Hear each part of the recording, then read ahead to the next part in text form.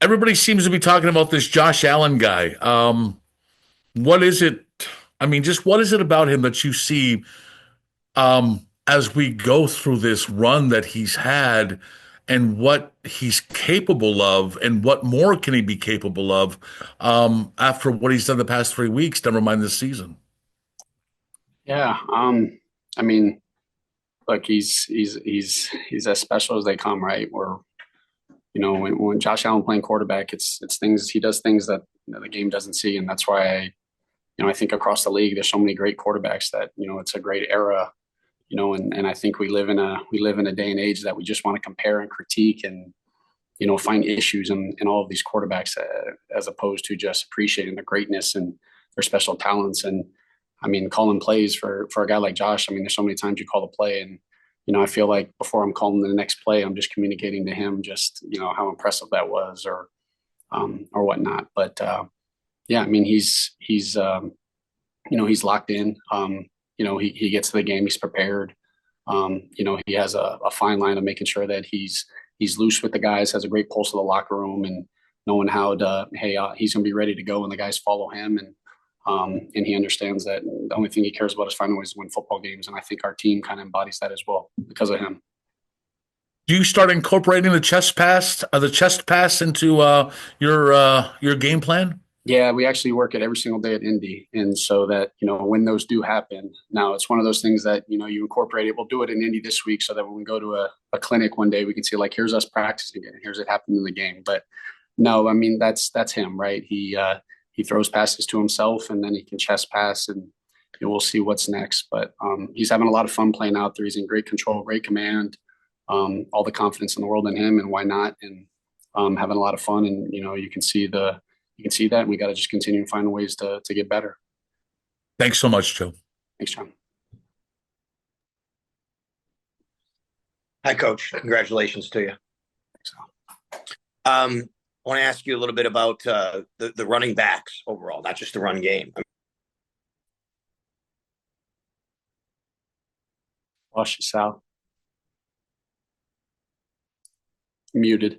Sorry, I think we had a little communication there. Sorry about that. Congratulations, Coach, to you. Thanks, bud.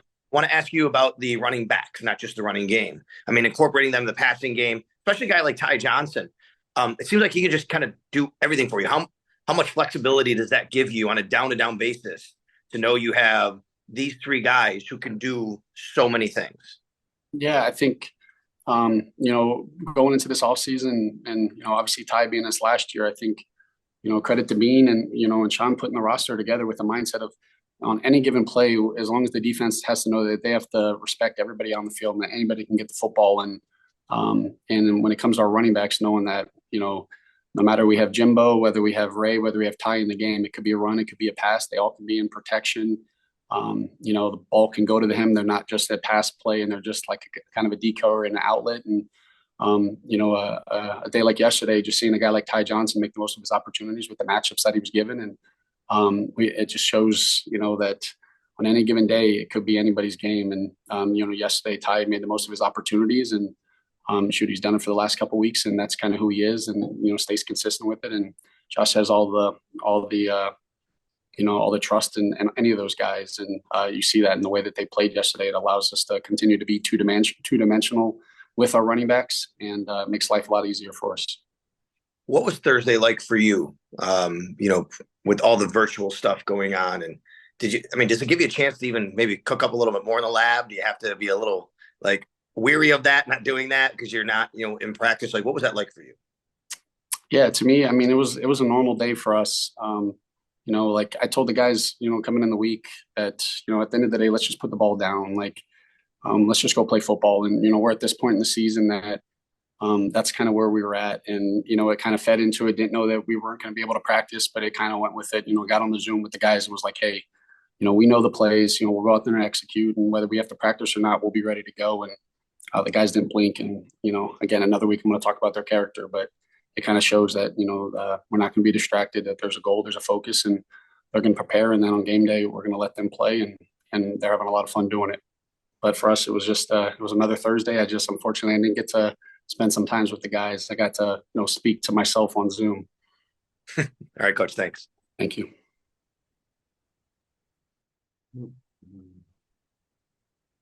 Good afternoon, Coach George Radney. Challenge. Good afternoon, Coach George Radney, Challenger Community News. How you doing today? Doing well. How you doing, George?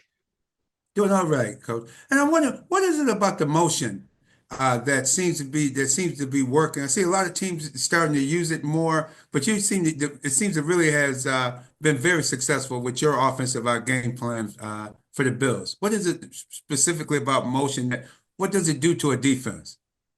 Well, look, I think for every defense that it impacts them differently, and I think you're not just motioning to motion. There has to be an intent with why you're motioning and what you're trying to gain with it. And some plays it might just be an ID purposes. Some games it might be, or some plays it might be for leverage or just to create maybe a split second of indecision for a defensive player. And look, some games it's easier to do it at home than it is on the road, and there's a lot of things that kind of go with it. But I think as much as you're just moving and being able to communicate to the quarterback without having to communicate to the quarterback, it allows him to kind of see things and makes the defense sometimes have to kind of show their hand a little bit. And it's a chess match as it goes all games, because they know we're motioning, and so sometimes they'll hold it and whatnot. But I think as long as there's intent and the quarterback and the receivers and everybody understand what they're looking at when they're motioning and why they're motioning, and we try to do a good job of explaining that, then we feel like it can be utilized to our advantage. And is that kind of what happened with Ty Johnson? It seemed like during the live game, the linebacker responsible for covering always seemed to look in, and by the time they turned around, Ty was already farther down the field trying to get open. And is that some of the things that you see on film in a given week against a different team? Yeah, I think anytime that you can get whether it's a DB, a linebacker, or a corner to freeze their feet for an extra second or have to get dirty eyes and see something that maybe they shouldn't have to see. And the game of football, it's you might be open and you might be open and might be covered, in a second later. And so you got to take advantage of those things. And I can't say all those plays with Ty had anything to do with motion or not, but Ty just making a lot of plays and Josh and Ty making plays. But we had some opportunities, that we can utilize it, where there was a shift or motion to our advantage, and the guys made the most of it. All right. Thank you very much for your time. Good luck this coming Sunday. Thank you, George. Hey, Joe. With Josh, I know it's December, part of his game, and we talked about it over the years. As a runner, he's going to take hits. I mean, that's kind of part of it. But in a game like that, where he takes a couple and then he goes to the x-ray room after the game, what does that do for you as like his offensive coordinator in terms of what you have to do week in and week out to do your best to try to keep him healthy? Yeah, I mean, whenever Josh is ever banged up after a game, regardless of like he's always taking hits, and I love it when he's not. But anytime that he has to, whether he do anything, and obviously he's all good now, but just the fact that they have to take him away, there's no joy in the victory for me, that's for sure.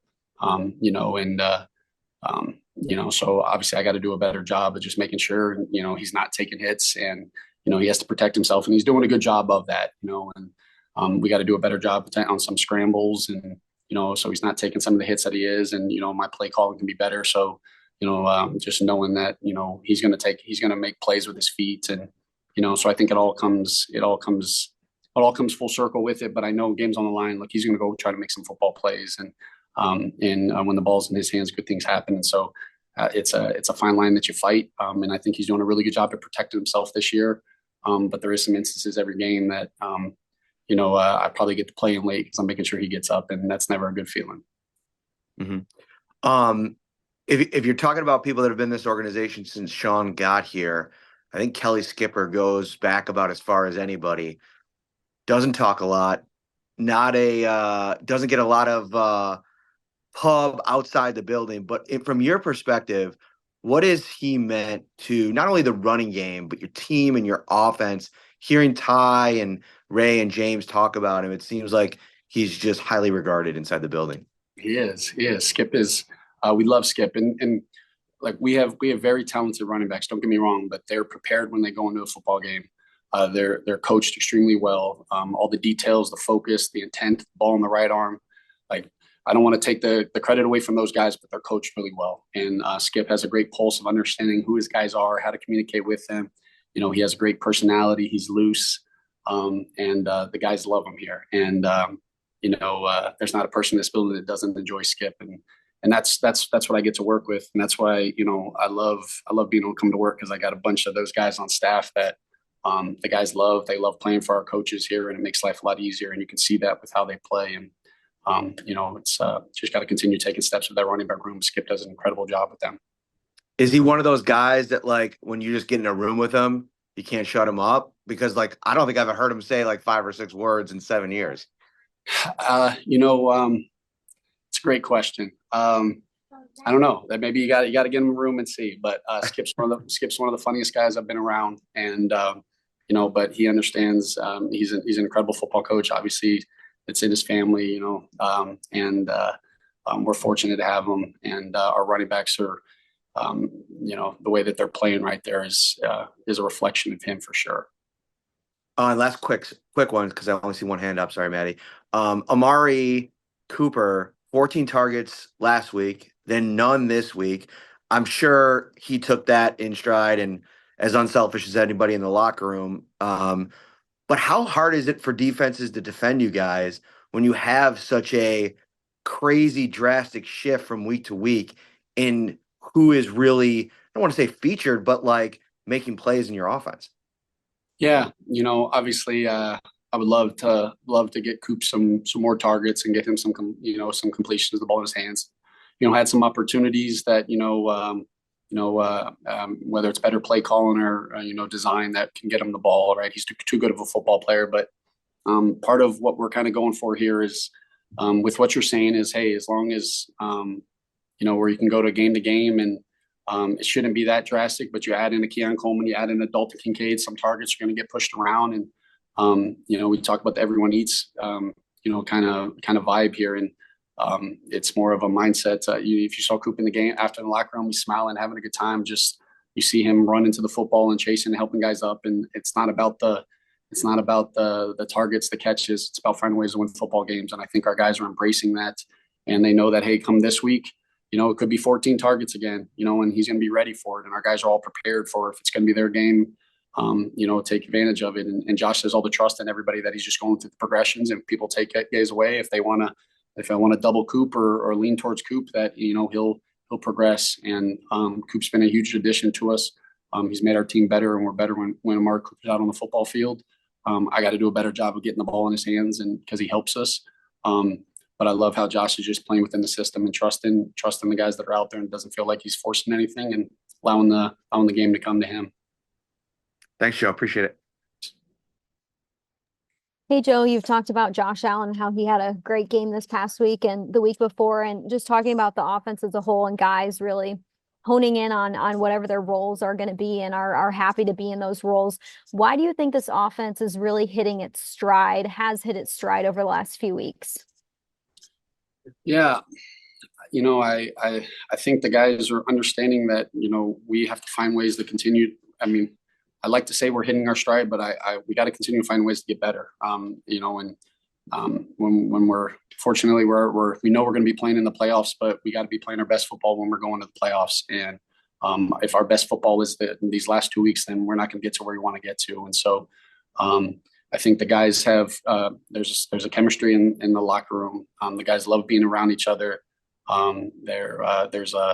It starts with our quarterback. There's a selfless mindset, and the guys really don't care about anything besides winning. And so whatever their roles is on that particular play, they care more about that, and care more about that person.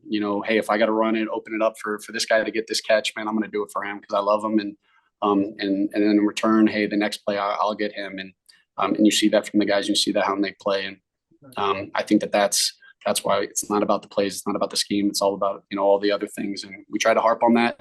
But I hope we're going to continue. I know we're going to have to find ways to continue to get better, to get to where we ultimately want to get to. And our guys have that mindset. They're not satisfied. We haven't played our best football. You spoke about that selfless mindset, and if there's a group that has a selfless mindset, it's the offensive line, because they don't get recognized for a lot all the time. Obviously, because the offense has been playing so well, they are getting recognition. But what have you seen from that group over the last few weeks? I mean, I think when you look at some of the hits that Josh has taken, he's leaving the pocket and and scrambling, doing it. They're keeping him clean. They are playing together as five, and they're playing confident. And you saw yesterday we were able to be two-dimensional because of those guys. And look, we have the best player in the world, at quarterback, but we're going to go when our offensive line is playing together. Like, they set the tone, we go as they go, and we're able to run the ball and pass the ball. Josh is able to do the things that he does because of our offensive line and the communication, especially playing in an environment like that. They're so selfless, but they're the first guys helping each other up after runs, celebrating with the guys in the end zone. They know that they don't get the credit, but when we win, everybody gets the credit, and everyone's going to show them the love that they get. And we got two elite all-pro tackles that set the edge, and we got all of our bulk inside that allows Josh to be comfortable in the pocket. And we wouldn't want anybody else. And I love those guys, and we go as they go. Thanks, Joe. Thank you. Hey, Joe, John Worrell again. I just had a quick follow-up about the chest pass. You were talking about Indy when we go to Indy. Is that what you said, or Yeah, I missed yeah, that? sorry. No, that was a joke, saying I probably should get RC to kind of put that in his Indy drills and individual, and Gotcha. so then when he goes in clinics, he can be like, hey, here's me coaching Josh Allen, and then here's Josh doing it in the game. It's